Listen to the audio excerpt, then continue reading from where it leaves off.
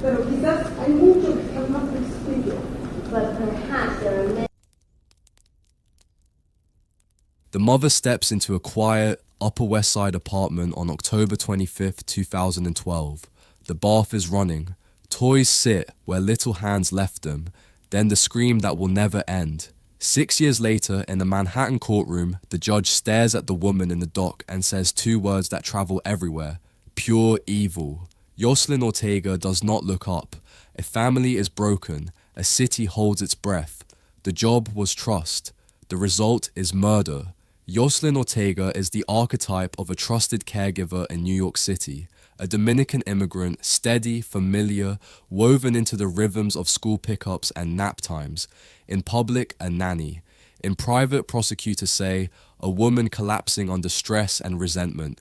Two children, Lucia Lulu Krim, 6, and Leo Krim, 2, are killed inside their home in a single catastrophic event that still defines the modern fear of domestic care. The case is notorious because it strikes where families feel safest and because the defense asked jurors to accept the ultimate legal excuse: insanity. The Krim family embodied successful New York life. Kevin Krim worked as a digital media executive at CNBC. Marina Krim was a mother who documented her children's lives through a popular blog. They trusted Ortega completely. That trust became their nightmare. Born in the early 1960s in the Dominican Republic, Ortega followed a common path into New York's informal economy of caregiving and cleaning. Friends and relatives later describe headaches and depression. By 2012, she is working for the Krim family, having been employed by them for approximately 2 years. The schedule is intense. The mother documents the children's lives with detail and love, sharing their activities, milestones, and daily routines with an online community that would later mourn with her. Ortega tells different people different things. Some recall complaints about workload and requests for more money. Others recall nothing unusual beyond fatigue. There is no verified juvenile violence in her past. The path to October 25th moves through ordinary days: pickups, lessons, a planned ballet class, an early bath. It ends in the bathroom of a 5th-floor apartment on West 75th Street. The killings occur within a narrow window that afternoon in 2012. The confirmed victim count is 2. There is no serial pattern, no prior homicide. The method is direct and intimate, multiple stab wounds to both children, inflicted with kitchen knives from the family's own home. Lulu, the 6-year-old, is stabbed dozens of times. Leo, just 2 years old, suffers similar wounds. The most disturbing detail is not a flourish of cruelty, but the setting itself. A home is supposed to be a barrier against the world. Here, the danger stands already inside, behind the face of someone paid to protect. After the attack, Ortega turns the knife on herself, slashing her neck and wrists. It reads as a murder-suicide plan that breaks at the last step. She evades nothing. She waits for discovery. When Marina Krim returns home with her 3-year-old daughter Nessie after Lulu misses her dance class, she finds the apartment dark. She discovers the bodies in the bathroom. The scream that neighbors hear is described as something no human should have to make. The investigation is immediate. EMS stabilizes Ortega at the scene, treating her self-inflicted wounds.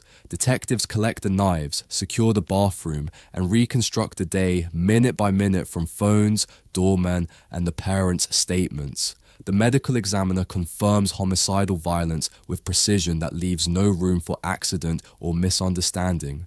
There is no mystery offender, no chase across borough lines. The case hinges on state of mind, not identity.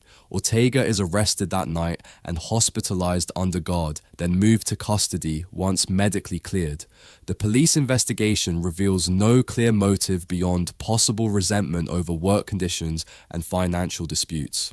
Ortega had reportedly asked for a raise and more hours, requests that were being discussed but not immediately granted. The trial opens in 2018, delayed by years of competency evaluations and legal maneuvering. The charges are 2 counts of murder. The defense offers major depressive disorder with psychotic features and seeks a verdict of not responsible by reason of mental disease or defect. defense psychiatrists testify that Ortega experienced hallucinations and delusions, claiming she heard voices and saw visions that commanded violence. Prosecutors counter with preparation, purpose, and the sequence inside the apartment, arguing that Ortega's actions showed planning and awareness. They point to her ability to function normally in the hours before the murders, her methodical cleanup attempts, and her self-preservation instinct when she stopped short of completing her own suicide. The jury hears dueling psychiatrists, each offering competing interpretations of the same woman's mental state. They hear a map of motive that never resolves into mercy, and the mother's impact statement that reduces the room to silence.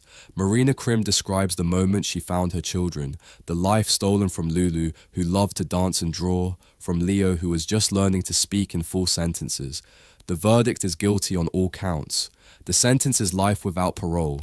The judge's pure evil line becomes the quote that carries the weight of public emotion, a phrase that appears in headlines around the world. As of November 2025, Yoselin Ortega remains imprisoned in New York State, serving her sentence at Bedford Hills Correctional Facility for Women. No appeal has altered the outcome. Multiple attempts to overturn the conviction based on mental health grounds have been rejected by appellate courts. The cultural legacy is a hard conversation about screening and about the legal threshold for insanity when the victims are children. The case prompted many New York families to reconsider their childcare arrangements, to demand background checks, to question the informal networks through which nannies are hired and vetted. The names we remember first are Lulu and Leo.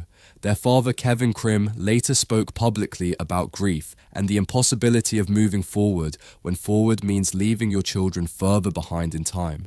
How does a court weigh a mind in crisis against the bodies of two small children? The law draws a line, the home redraws it, and the city learns that trust is a risk you take because children need to live. But the risk has a name now, and it lives in a courtroom phrase that refuses to fade.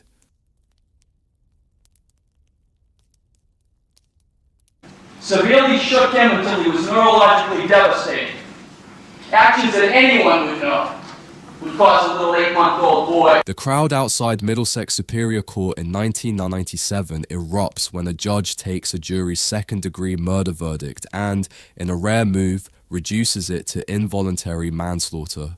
Miscarriage of justice, he writes, explaining why the verdict cannot stand as rendered. The defendant is 19-year-old au pair Louise Woodward. The victim is 8-month-old Matthew Eappen. The science is contested. The world picks a side. Louise Woodward arrives from Cheshire, England, as part of a cultural exchange au pair program designed to give young people international experience while providing affordable childcare to American families. Publicly, she is a teenager caring for 2 children in Newton, Massachusetts, a comfortable suburb west of Boston. Privately, prosecutors say, she is overwhelmed, resentful, and careless with the infant in her charge. The scope is 1 infant death in February 1997, 1 house, 1 courtroom that becomes a transatlantic stage. The notoriety is total because the case sits on a fault line, shaken baby diagnoses, and the limits of forensic certainty. Britain rallies around the young woman they see as wrongly accused. America grieves for parents who lost a child. The media coverage is relentless, with cameras following every moment of the trial and verdict. Born in 1978, Woodward grows up in Elton, a village in Cheshire, far from American criminal courts and cable news. She lands the au pair placement with the Eappen family through EF Au Pair, one of the largest cultural exchange organizations. The Eappens, Deborah, an ophthalmologist, and Sunil, an anesthesiologist, are busy professionals who need help with their 2 young children. The job is routine until it is not. On February 4th, 1997, baby Matthew is found unresponsive in the family's home and rushed to Children's Hospital in Boston. Scans reveal subdural hemorrhaging and retinal hemorrhages, findings that pediatric specialists associate with violent shaking or impact. There is also an older skull fracture discovered during the medical workup that becomes a key point of contention. The state charges Woodward with second-degree murder, alleging that she violently shook and slammed the infant in a moment of frustration. Early warning signs? The trial raises questions about handling and frustration, with testimony suggesting Woodward found Matthew difficult and expressed annoyance at his crying. There is no verified history of violence in her background. The crime is a single event with one confirmed victim. The method, according to the prosecution, is violent shaking and impact that caused fatal brain injuries. The defense challenges that with timelines, prior injury possibilities, and questions about mechanism. Defense experts argue that the older skull fracture could have rebled spontaneously, causing Matthew's collapse without any new trauma. They point to the lack of external bruising and the timeline of symptoms as inconsistent with a violent acute event. The prosecution counters with the constellation of injuries, the subdural hematoma, retinal hemorrhages, and brain swelling that pediatric experts testify form a classic triad of abusive head trauma. The pattern is not serial. The horror lives in the autopsy images and the stopwatch logic of what could happen when an au pair is alone with a crying baby. No evasion. She is present, she calls for help, she cooperates initially with investigators before lawyering up. She is arrested and charged, and her parents fly from England to stand by her. Investigators rely on hospital alerts, imaging, and pediatric neuropathology. Interviews cement a narrow timeline. Matthew was fine when the parents left for work. He was in Woodward's care when he became unresponsive. She called 911. The breakthrough is not a hidden knife or a phone record. It is expert testimony with different maps of causation. Doctors who treated Matthew testify about the injuries they observed. The state's experts are certain this is abuse. The defense's experts are equally certain this could be natural progression of an older injury. Jurors must decide which version of medical reality to accept. After deliberation, they convict on second-degree murder. The courtroom erupts. Then the law pauses. In October 1997, Judge Hiller Zobel exercises a Massachusetts procedure, allowing him to reduce the jury's verdict. He keeps the guilty finding, but alters its degree to involuntary manslaughter, citing his belief that the evidence does not support the malice required for murder. He imposes time served, 279 days, and Woodward is released. The appeals that follow keep the reduction in place. The Massachusetts Supreme Judicial Court later upholds the manslaughter conviction. The quote that stays is the judge's phrase about a miscarriage of justice if the second-degree verdict stood without modification. His decision is both praised as courageous and condemned as judicial overreach. Woodward returns to the United Kingdom, where she is greeted as a victim of an unjust American legal system. The case never leaves the public conversation. Documentaries revisit the evidence. The BBC produces multiple programs examining the verdict. Pediatric forensics evolves, and debates about shaken baby syndrome sharpen as new research questions some of the diagnostic certainty that prevailed in the 1990s. Families on both sides live with outcomes that feel irreversible. The Eappens lost Matthew and then endured a trial and verdict that many felt failed to deliver justice. Deborah Eappen speaks publicly about her son, about the nightmare of losing him, and then watching his death become a legal and media circus. What do we do when the science itself becomes the battlefield? The law demands a single truth. Biology often offers probabilities. That conflict is the echo of this case. Loud, unresolved, human. The Woodward case becomes a landmark in discussions about expert testimony, about how juries handle competing scientific narratives, and about whether justice can exist when certainty does not. Indiana, this time the criminal is getting out of jail, but as Edie Magnus reports, not without a great deal of controversy. Under heavy security, convicted murderess Two uniformed officers step down into an Indianapolis basement on October 26, 1965, and walk into a crime so systematic that decades later, people still struggle to say the victim's name without a pause. Sylvia Likens is 16. Her parents, carnival workers, paid a woman to board Sylvia and her sister Jenny while they traveled the Midwest circuit for work. The caregiver's name is Gertrude Nadine Banisowski. The arrangement lasts 3 months. The torture lasts longer in memory. Banishevsky looks like any overburdened mother in mid-1960s Indianapolis, struggling, tired, barely keeping a household together. In public, a neighbor. In private, prosecutors say, an architect of punishments that degrade a child into an object, a scapegoat, a lesson in cruelty.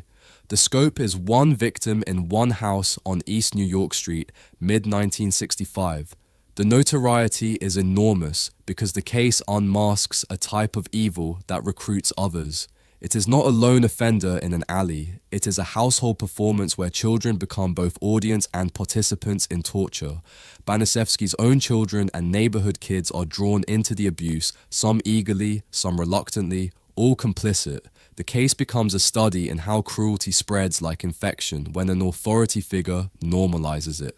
Born September 19, 1929 in Indianapolis, Gertrude grows up in hardship. By 1965, she is 36 years old, divorced, struggling with asthma and depression, living in a rundown house with 7 children from multiple relationships. Money is scarce, discipline is harsh, specific stresses exist, money, illness, men who come and go, leaving children behind, a sense that life has cheated her. Early signs? There are stories of harsh discipline with her own children, but nothing predicts a basement where a child will be branded with heated metal and starved while neighbors hear screams. The path to crime begins when Lester and Betty Likens, carnival workers who travel extensively, seek someone to care for Sylvia and her younger sister Jenny, who had polio and walked with a leg brace for $20 a week. The agreement is simple and tragic. Payments lapse when the parents move from town to town. Resentments grow. The rules change daily. Sylvia becomes the target. No school, no food, no mercy, no escape. The crimes unfold across late summer into October 1965, a 3-month descent into horror that Indianapolis police later describe as the worst case they have ever seen. The confirmed victim count is 1. The method is not a single blow, but a program. Punches, kicks, burns with cigarettes, forced scaldings in hot water, starvation, humiliations that enlist neighborhood children as co-offenders. Banishevsky encourages, directs, and participates. She tells the children that Sylvia is bad, that she deserves punishment, that they are teaching her lessons she needs to learn. The pattern is organized by the adult in the house. The escalation is steady, with each punishment making the next easier to perform and imagine. Notable details are burned into Indianapolis history.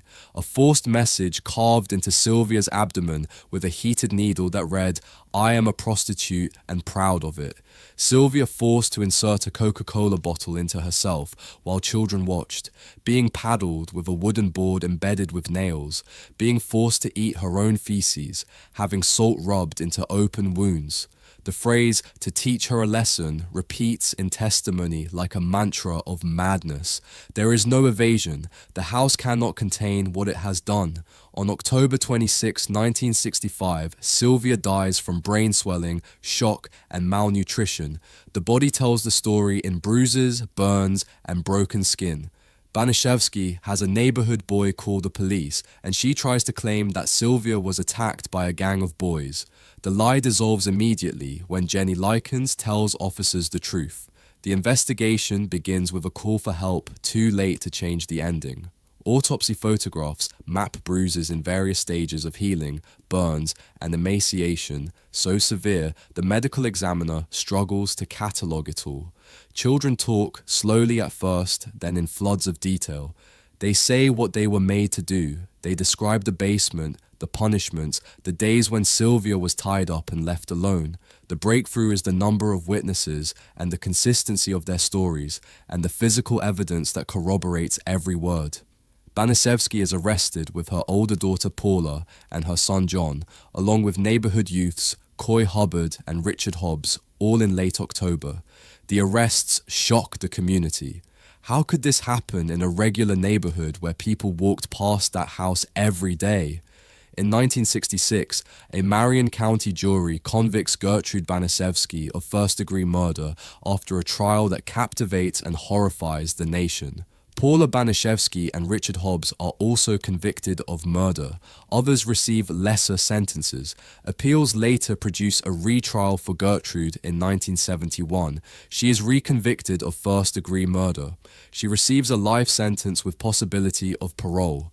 In 1985, despite massive public outcry and protests from victim advocates, Gertrude Banishevsky is paroled after serving 20 years.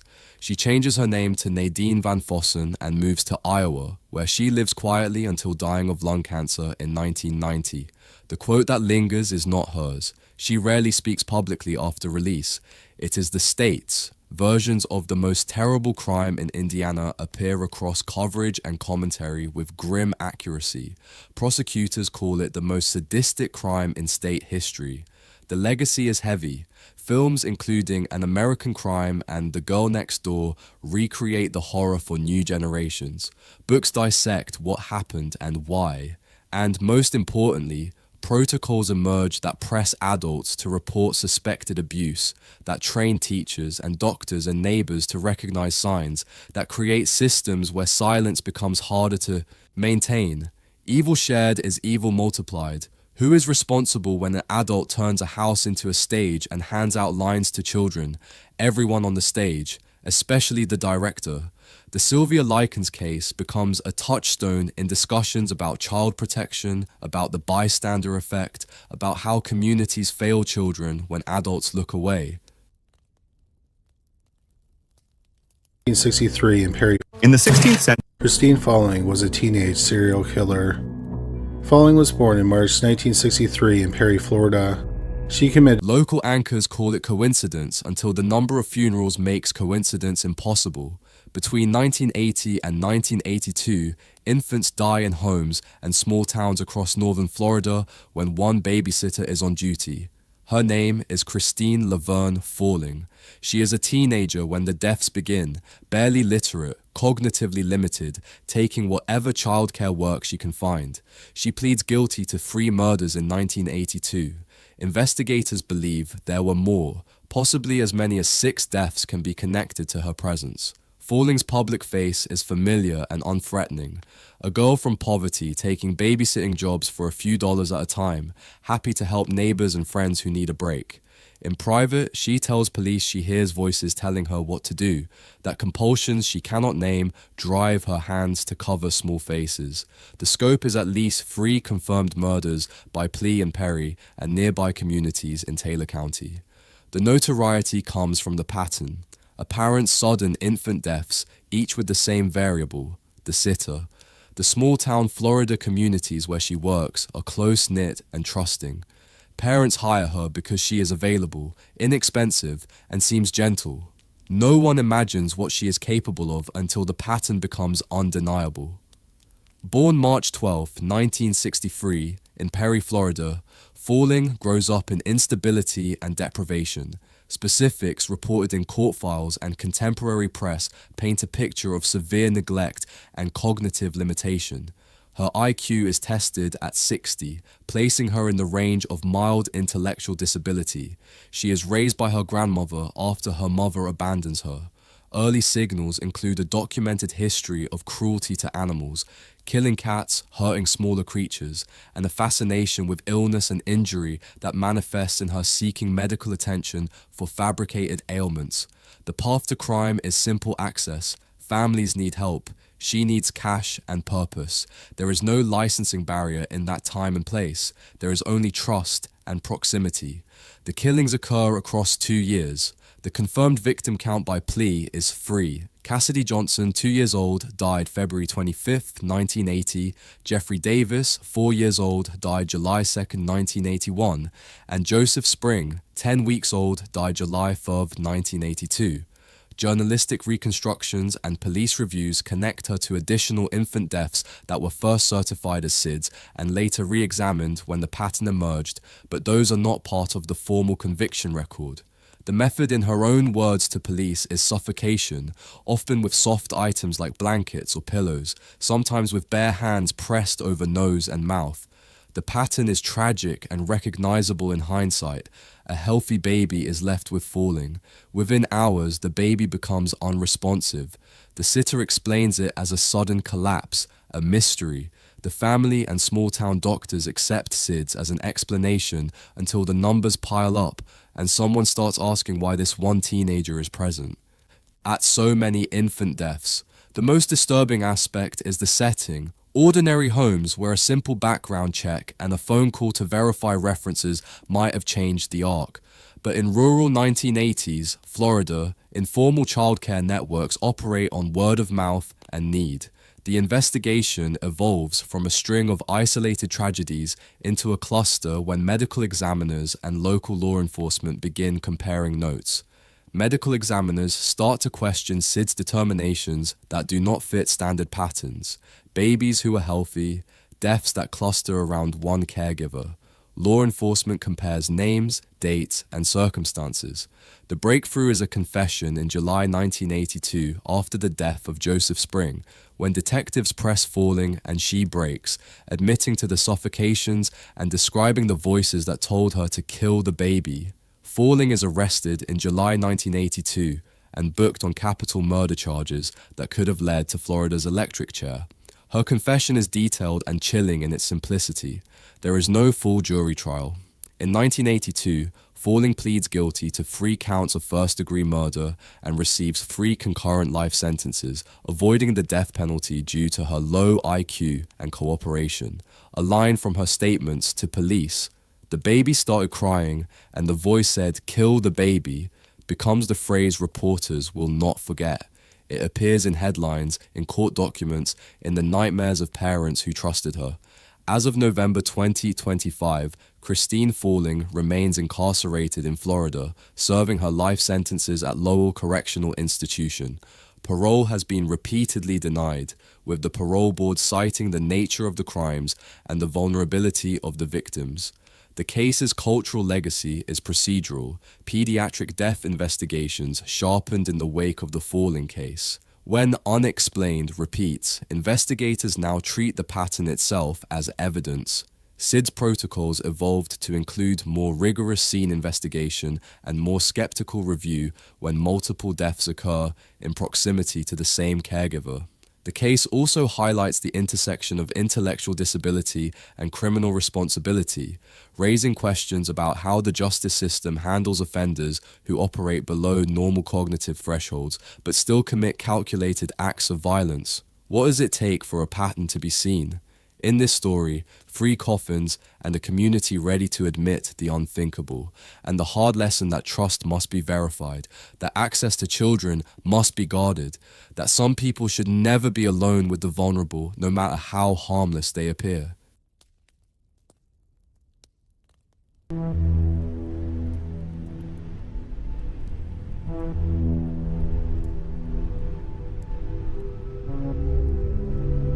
It begins as a rescue story. A live-in nanny in Hangzhou, China, smells smoke before dawn on June 22, 2017, and raises the alarm, rushing from the burning apartment building while screaming for help. Fire crews fight through thick heat to reach an upper-floor apartment in the upscale Lantian Garden complex. Inside, they find 4 dead, a mother, Zhu Xiaojun, 34, and her 3 young children, 11-year-old daughter, 8-year-old daughter, and 5-year-old son. Days later, investigators tell the city the smoke did not come from an accident. It came from a search bar and a match. The nanny, Mo Huanjing, had looked up how arson works, what materials burn fastest, and how to start fires that appear accidental. On paper, Mo Huanjing is a domestic worker among millions who migrate from rural China to urban centers for employment. She is 48 years old, from Guangdong province, part of the vast internal migration that fuels China's cities. In private, she carries gambling debts totaling hundreds of thousands of yuan and tells lies to cover thefts from her employer. The scope is a single event with 4 victims in Zhejiang province. The notoriety inside China is huge, dominating social media platforms like Weibo, where millions follow the case with horror and rage. Social media locks onto the case because it violates every expectation of what a nanny should be, and because it exposes gaps in screening for domestic workers in a system where such workers often operate in legal grey areas with minimal oversight or background checks. Born around 1969, Mo's verifiable past includes employment records showing years of domestic work and debts accumulated through gambling, primarily at underground mahjong parlors.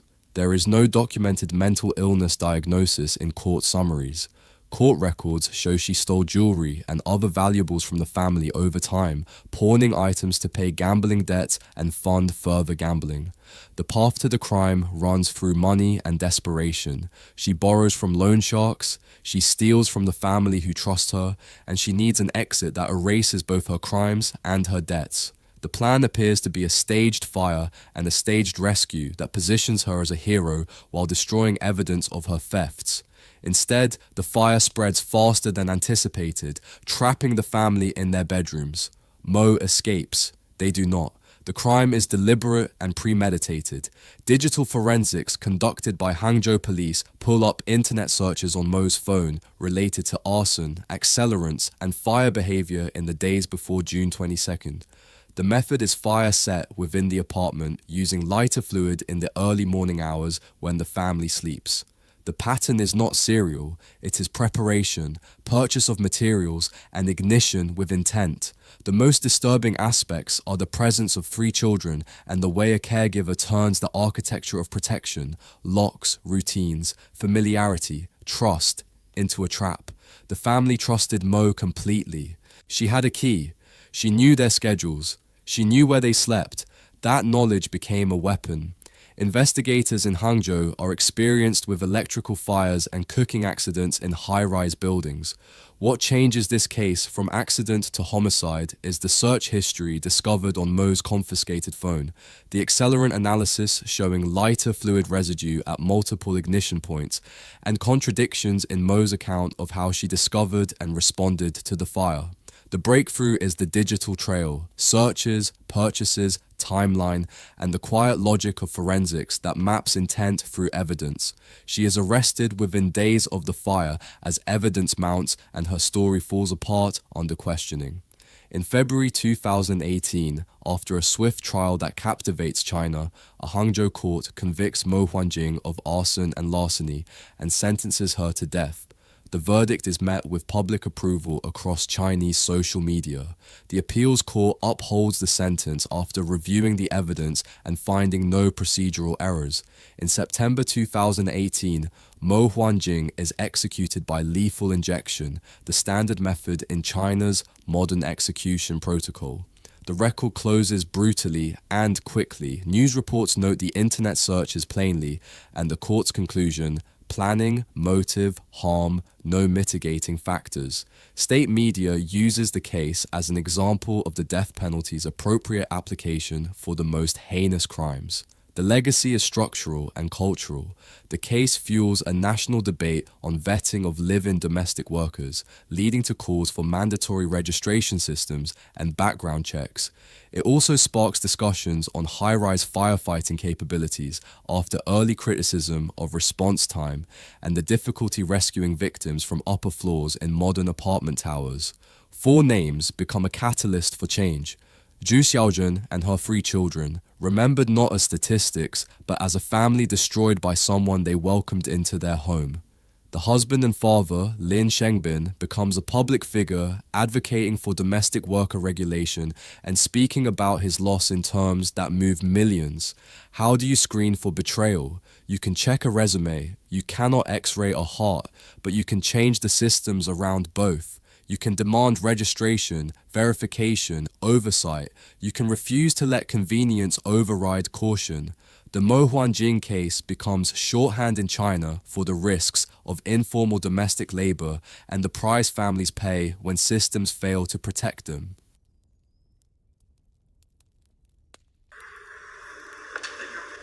Having nothing further to say, it is the order of this court that you, Jessica Tata, in accordance with the jury verdict are hereby submitted. At 10:34 a.m. on February 24, 2011, black smoke pushes out of a modest Houston home on Betsy Ross Drive that doubles as a daycare center. Inside, 7 children are supposed to be supervised by the owner, Jessica Tartar. Instead, a pan of oil sits heating on a stove, unattended and reaching combustion temperature, and the caregiver is gone, having left to run an errand. By the time firefighters beat back the blaze, 4 children are dead and 3 are critically injured. The owner, Jessica Tartar, has left in her car and will soon be on a flight to Nigeria, beginning an international fugitive chase that ends in extradition and trial. Tartar in public is a young entrepreneur running Jackie's Childcare out of her home, a state-registered facility serving working parents in a middle-class Houston neighborhood. In private, prosecutors say she is negligent to a criminal standard, leaving toddlers alone repeatedly, cooking while supervising children in violation of basic safety rules, ignoring state regulations, cutting corners that cost lives. The scope is one event with 4 fatalities: Elias Castillo, 16 months old, Shamari Dickerson, 20 months old, Kendall Stradford, 18 months old, and Elizabeth Kozak, 21 months old. 3 other children survive with severe injuries, including burns and smoke inhalation. The notoriety is acute because the gap between duty and action is so small and so devastating, because the surveillance video captures Tartar's absence, and because she runs rather than faces what she has done. Born in 1989, Tartar opens the home daycare after obtaining a state registration through the Texas Department of Family and Protective Services. State inspectors had previously cited her for violations, including having too many children present, but the facility remained open. In punishment phase testimony during the trial, jurors hear about a juvenile arson incident in Tartar's past, a fire she was involved in as a teenager that raised red flags no one in the licensing system caught or acted upon. The path to the fire is minutes long. A pan of oil, a door closing, an absence to buy dog food and supplies at a nearby store. The decision to leave takes seconds. The consequences last forever. The crime is not sadistic in intent. It is negligence that meets the legal definition of felony murder. A death that occurs during the commission of a felony, in this case, criminal reckless conduct. Investigators build a timeline from store surveillance video showing Tartar shopping at Target while children burn, from neighbor statements, from phone records. The pattern is not serial, but the consequences mirror mass casualty events. The most disturbing aspect is the ease of the prevention. If Tartar had turned off the stove, if she had waited 10 minutes, if she had called another adult to watch the children, 4 toddlers would have lived. Instead, she left a pan heating and children sleeping. The breakthrough comes from clocks and cameras. The Houston fire. Department scene work shows the point of origin at the stove with certainty. Witness statements place Tartar's departure around 10:15 a.m. Store surveillance timestamps her shopping trip. Receipts fix her purchases. The timeline allows no ambiguity. An arrest warrant issues immediately. Rather than surrender, Tartar flees. She withdraws money, drives to Bush Intercontinental Airport, and boards a flight to her father's home in Nigeria. The flight leaves before Houston police can stop her. An international manhunt begins. In March 2011, after diplomatic negotiations between the United States and Nigeria, Tartar is apprehended in Port Harcourt and returned to Houston to face trial. The extradition is complicated but successful. In 2012, a Harris County jury convicts Jessica Tartar of felony murder for the death of Elias Castillo and later returns a sentence of 80 years in prison. Other cases result in additional sentences running concurrently, but the headline number remains 80 years. A prosecutor sums it up in open court with words that echo through the gallery. You were paid to watch these children, to keep them safe, and you left them to burn. You knew the stove was on. You made a choice. That choice is murder.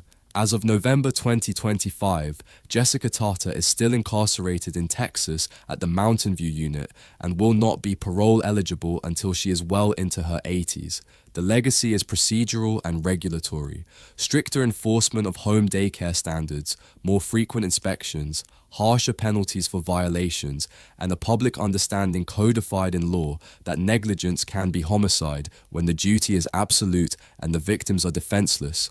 The families of the 4 children who died have become advocates for daycare safety, speaking at legislative hearings and pushing for reforms that carry the names of their lost children.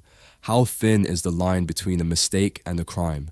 Here, 4 names answer the question: Elias, Shamari, Kendall, Elizabeth. They answer it with silence, with graves, with a gap in families that nothing fills. The line is drawn by choice. Tata chose to leave. The law chose to call it murder. State of Wisconsin versus Marissa Teetsort, 18 CF 1155.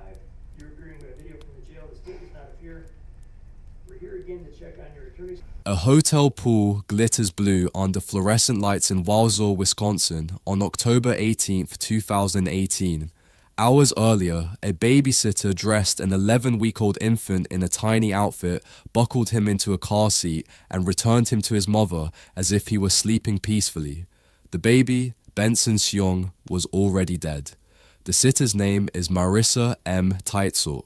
She will go swimming that night with her boyfriend, post on social media showing smiles and normalcy, and eat at restaurants even as investigators begin to reconstruct a timeline that ends in a morgue and a murder charge. Teitsort presents as the neighbor who watches kids, informal and friendly, available when parents need help. In private, she is already under legal cloud from prior child abuse conduct involving other children she had cared for, conduct that resulted in court orders restricting her from childcare work.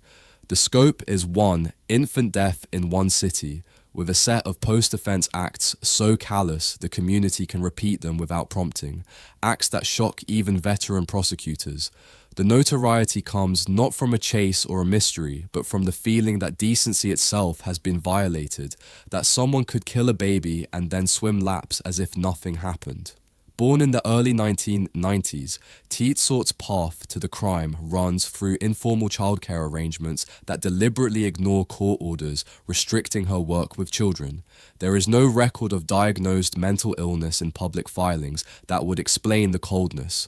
The warning signs are legal and documented. They are ignored by Teitsort herself and tragically not known to the family who hires her. She is hired through a personal connection, a friend of a friend arrangement that bypasses any formal vetting. The crime occurs on the afternoon of October 18, 2018, in Teetsort's residence in Walsall. The confirmed victim count is 1. The method is blunt force head trauma, confirmed in autopsy to have been inflicted while Benson was in her care. The medical examiner identifies injuries inconsistent with accident or natural cause, evidence of violent impact. The most disturbing aspects are the actions after the fact: dressing the dead baby in clean clothes, strapping the car seat as if preparing for a normal pickup, returning the infant to his mother and saying he was asleep, and then spending the evening in normal activities, including swimming, dining, and socializing. There is no evasion in the sense of flight. There is deception by presentation, a performance of normalcy that breaks down when the baby will not wake up and paramedics are called. The investigation depends on the autopsy, which is conducted the next day after Benson is pronounced dead at a hospital. Injuries do not match the explanations Teetsort provides. Phone records and witness statements fill in the gaps, showing her movements and activities after the baby died. The breakthrough is the science, as it often is in cases of inflicted infant trauma, the pathology that cannot lie, the timeline that cannot be manipulated, the physics of injury that reveals intent. Teitsort is arrested after interviews in which her story shifts and contradictions emerge. She is charged in 2019 with multiple counts, including first-degree reckless homicide.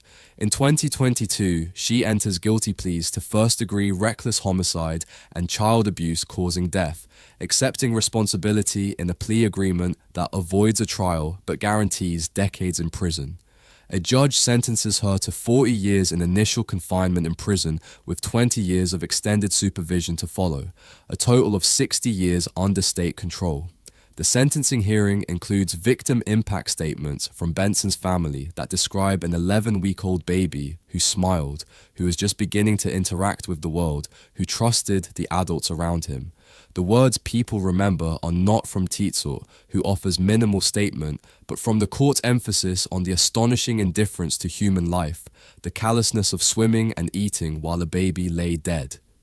As of November 2025, Marissa Titsort remains incarcerated in Wisconsin, serving her sentence at Taichida Correctional Institution.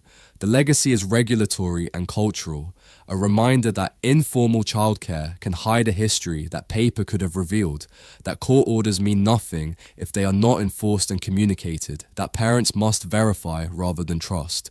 The case prompts calls for better information sharing systems so that parents can check whether potential caregivers have restrictions or criminal histories related to children. Cruelty can look like apathy sharpened into action, when a sitter treats death like an inconvenience, when a life ends and the evening proceeds to dinner and a pool, the community learns how to name it. The name is murder, the response is a cage. Was grueling.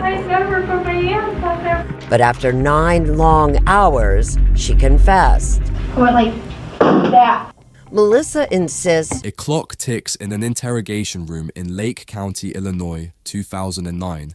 A young daycare aide named Melissa A. Kalasinski sits across from detectives, repeating and rephrasing her account of what happened to Benjamin Kingan, a 16-month-old boy in her care. On another track, a medical examiner points to skull fractures and brain bleeding on x-rays and scans. The debate that follows will outlive her sentencing by years, filling courtrooms and television screens with questions that have no easy answers. What exactly happened inside that daycare room, and did the investigation get it right? Kalasinski's public role is small but crucial, a teacher's aide at Minnesubi Daycare Center in Lincolnshire, an upscale suburb north of Chicago. She is 22 years old in 2009, living with her parents, working in early childhood care. In private, the state says she lost control on January 14, 2009, and violently threw or slammed Benjamin, causing fatal head trauma. The defense says the science was wrong from the start, that older injuries and other factors were misread, that Kalasinski's confession was coerced through hours of interrogation tactics designed to break a young woman with limited education and no criminal sophistication. The scope is one child in one daycare room. The notoriety continues because the case touches 2 hot wires at once: pediatric forensics and interrogation practices, both areas where American criminal justice has seen significant evolution and controversy in recent years. Born in 1986, Kalasinski grows up in Carpentersville, Illinois. She works at the daycare as support staff, helping with diaper changes, feedings, and supervision. Early signals in her background are not behavioral red flags, but institutional issues. Staffing ratios at the daycare that leave aides managing more children than recommended, an environment where strain is normal and turnover is high. The path to the incident runs through a day like any other until Benjamin becomes unresponsive. What happened in that moment becomes the central question of a case that will consume years. The event is discreet and tragic. The confirmed victim count is 1. The method in the prosecution's theory is violent impact, throwing or slamming the child, causing skull fracture and brain hemorrhage. The defense argues alternative causation tied to a prior skull fracture discovered during autopsy, a fracture that was not known before, and that the defense claims could have caused a slow accumulation of fluid that led to sudden collapse without any new trauma. The most disturbing details depend on which theory a listener accepts. If the prosecution is correct, Kalasinski violently assaulted a toddler in a fit of frustration. If the defense is correct, a medical misdiagnosis sent an innocent woman to prison for decades. What is not disputed is that Benjamin Kingan died, that his family lost him, that someone must be responsible. Investigators move fast because a child has died in a licensed daycare a scenario that triggers immediate multi-agency response. Lake County Sheriff's detectives interview staff, review surveillance, and zero in on Kalasinski, who was the last person alone with Benjamin. Recorded interviews, which will later become central to appeals, capture Kalasinski making statements that the state calls confessions and the defense calls coerced false admissions. The interrogation lasts hours. Detectives use techniques including minimization, suggesting that it could have been an accident, that they understand she did not mean to hurt him. Eventually, Kalasinski says she threw Benjamin to the ground.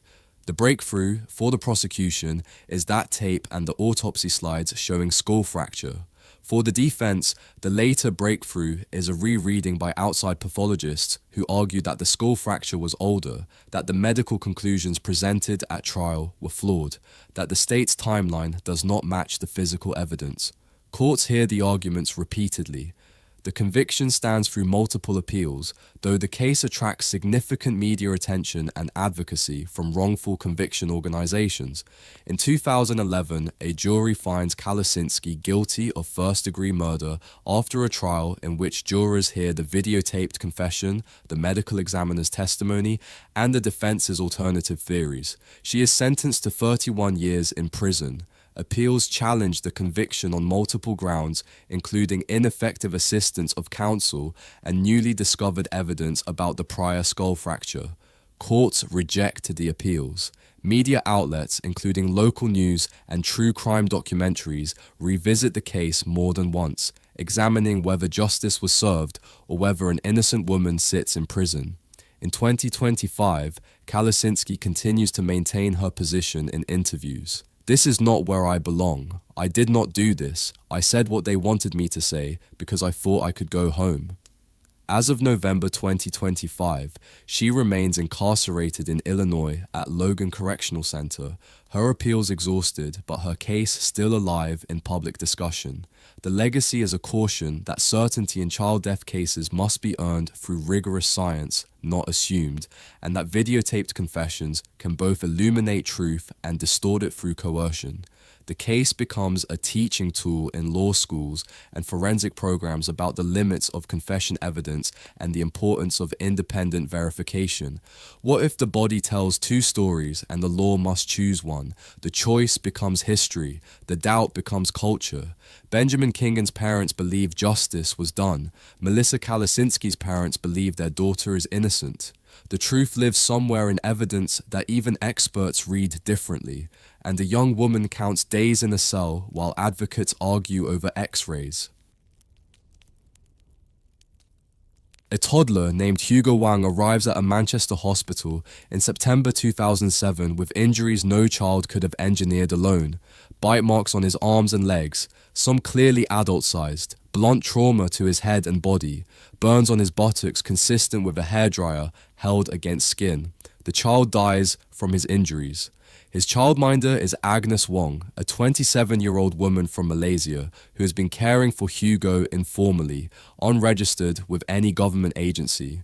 In 2008, a Manchester Crown Court jury convicts her of manslaughter. The case, though smaller in scope than the others here, carries a cruelty that haunts the city. Wong is an unregistered childminder taking in children for pay, operating entirely off the books in Manchester's immigrant communities where informal care arrangements are common and often invisible to authorities. The public image is neighborly convenience, a woman willing to watch kids for less money than registered daycares charge. The private reality presented in court is violence over time and fatal delay in seeking help when Hugo's condition deteriorates. The scope is one death in one flat in the Openshaw area of Manchester. The notoriety remains regional but intense, fed by press coverage that cannot disguise the facts with softer words. The tabloids use phrases like torture and sadistic, words that reflect the nature of injuries documented in medical testimony. Born around 1980 in Malaysia, Wong's documented path leads to Manchester, where she joins extended family and seeks work in the city's informal care economy, a shadow system operating outside regulation.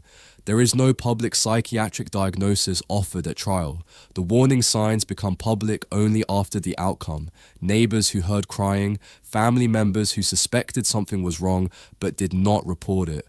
A pattern of isolation that kept Hugo away from eyes that might have seen and acted.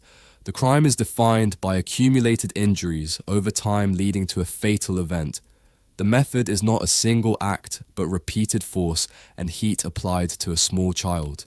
Medical examiners testify to bite marks in various stages of healing, suggesting repeated incidents. They describe burns consistent with a hairdryer or similar heated object held against skin, causing deep tissue damage. The pattern is contained within the period Hugo was in her care, but the injuries suggest ongoing abuse. The most disturbing aspect, beyond the physical evidence, is the use of ordinary domestic items to inflict pain. A hairdryer, teeth, hands, and the period between when Hugo became critically ill and when Wong finally sought medical help. A delay that may have cost him his life, even if earlier intervention could have saved him. The investigation follows medical flags. Doctors treating Hugo immediately recognize non-accidental injury and contact Greater Manchester Police. Forensics date injuries and match patterns to objects and anatomy. Bite mark analysis, though controversial in many contexts, is used to connect marks to Wong. The breakthrough is the mismatch between the caregiver's explanations and the body's story. Wong claims Hugo injured himself, that he was clumsy, that accidents happened. The evidence shows otherwise. Wong is arrested, charged with murder, and tried in a proceeding that grips Manchester. In 2008, she is convicted of manslaughter rather than murder, with the jury finding she caused death through unlawful acts, but perhaps without the intent to kill. She is sentenced to a substantial term of imprisonment. Reports later note her removal from the United Kingdom after serving time, deported back to Malaysia as a foreign national convicted of a serious crime. Quotes from trial coverage describe torture with a hairdryer, a press shorthand that reflects the injury pattern detailed in medical testimony and becomes the hook on which public memory hangs. The legacy is narrow but sharp.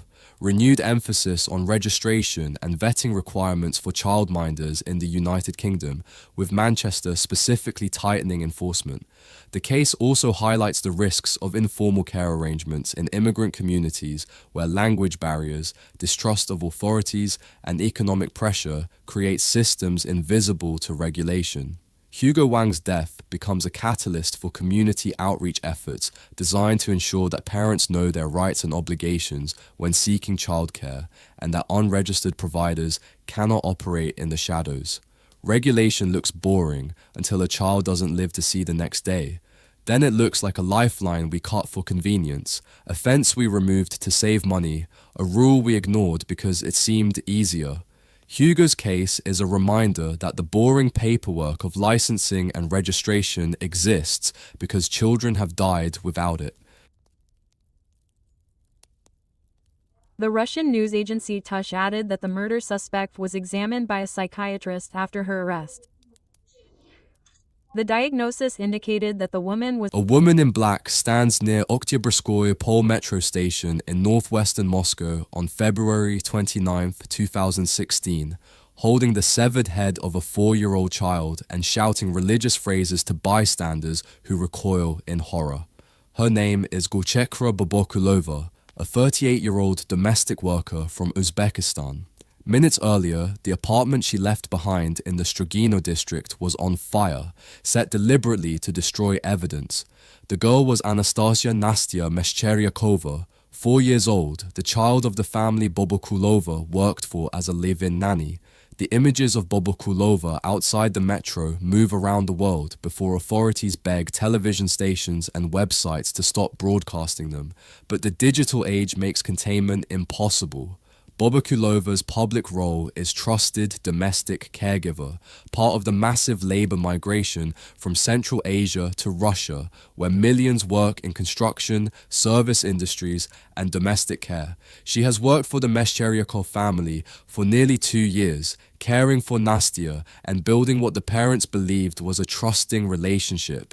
In private, investigators and court-appointed psychiatrists will later say she is suffering from florid psychotic illness, experiencing delusions and hallucinations that disconnect her from reality. The scope is one child, one apartment, one public square that becomes a crime scene broadcast globally. The notoriety is total because it combines terror theatre with intimate homicide, because the public nature of the display shocks even a city accustomed to violence, because the case touches raw nerves about immigration, religion, and mental illness in modern Russia. Born in 1977 in Uzbekistan, Bobokulova migrates to Russia for economic opportunity, sending money back to her family, including 3 children she left behind. Reports in media accounts suggest she received psychiatric treatment in the past, though the details remain unclear and disputed. Some reports mention divorce and family stress. The path to the crime is hard for the mind to hold. A mental breakdown that ends in strangulation and decapitation of a child she has cared for, and an arson set to hide the body that fails when Bobokulova instead carries the head into public view and makes it a spectacle. The crime is contained to February 29, 2016. The confirmed victim count is 1. The method is strangulation, decapitation, and post-offense arson, an act so severe that the law itself shifts posture from punishment towards psychiatric detention. Witnesses describe Bobokulova pacing near the metro, dressed in black, shouting that she is a terrorist, that Allah ordered her to kill, that she will blow people up. Police approach cautiously, unsure if she is armed with explosives. She is not. She is armed with psychosis and the severed head of a child. The most disturbing aspect is the public presentation that turns a murder into a spectacle, the use of a child's body as a prop in whatever internal drama is. Playing out in a broken mind, investigators do not need a manhunt, they need a diagnosis. Eyewitnesses provide immediate identification. Surveillance cameras map her movements from the apartment to the metro. The apartment fire is quickly extinguished, revealing the child's decapitated body and evidence of the violence that occurred. Bobokulova does not resist arrest. She speaks freely, though her statements are confused and delusional. The court orders immediate psychiatric evaluation. In 2017, after extensive psychiatric examination, a Russian court finds Bobokulova not criminally responsible due to mental illness, specifically paranoid schizophrenia with delusions, and orders compulsory treatment in a secure psychiatric facility. The proceedings are fast but careful because the imagery has already tried the case in public, and because Russian law, like most legal systems, recognizes that punishment without criminal capacity is neither just nor useful. The verdict translates to indefinite psychiatric detention rather than prison. Bobokulova will remain hospitalized unless and until psychiatrists determine she no longer poses a danger, a determination that seems unlikely given the severity of her illness and the nature of her crime. As of November 2025, Gulchekra Bobokulova remains under compulsory treatment orders at a secure psychiatric hospital. There is no release date. The legacy is political and social. Arguments about migration policy collide with arguments about mental health systems, with xenophobia battling against medical understanding, with security concerns wrestling with humanitarian obligations. But the core remains one child and one caregiver who should never have been alone together, a pairing that required oversight, mental health screening, and systems that failed at every level. Nastya Meshcheryakova's parents become advocates for mental health screening for domestic workers, though their grief is too raw for public campaigns to proceed far. When psychosis holds the role of protector, what duty do systems have to keep families safe from the very people they hire? All of it, every hour, every check, every evaluation that could catch a mind breaking before it breaks a child. The Bobokulova case is not about evil, it is about illness. But the result is the same, A child is dead, decapitated by someone paid to keep her safe. The distinction between evil and illness matters in court. It matters less in a grave. Across continents and decades, one line runs like wire through every story: proximity. Murder here is not a stranger in the dark who breaks through windows or kicks down doors. It is the person you already let in, the face you see every morning, the hands that prepare bottles and tie shoes. The cases divide by motive: sadism and control, debt and staging, negligence born of selfishness, florid psychosis, paranoid delusion, simple cruelty multiplied by opportunity. These cases are not just about individual evil or individual tragedy. They are about the systems we build or fail to build, the oversight we fund or decline to fund, the regulations we enforce or ignore. They are about what we owe to children who cannot advocate for themselves, who cannot run background checks or demand references, who can only trust the adults in their lives to make good choices. Sometimes those adults fail, and the law steps in, late but necessary, to assign blame and punishment. Justice cannot restore what was taken, but it can name what was lost and who took it. That naming matters. It has to matter, because the alternative is silence, and silence protects no one. If you found this exploration into these shocking cases compelling, please hit the subscribe button and turn on notifications. Which of these killers do you think was the most disturbing? Share your thoughts in the comments below.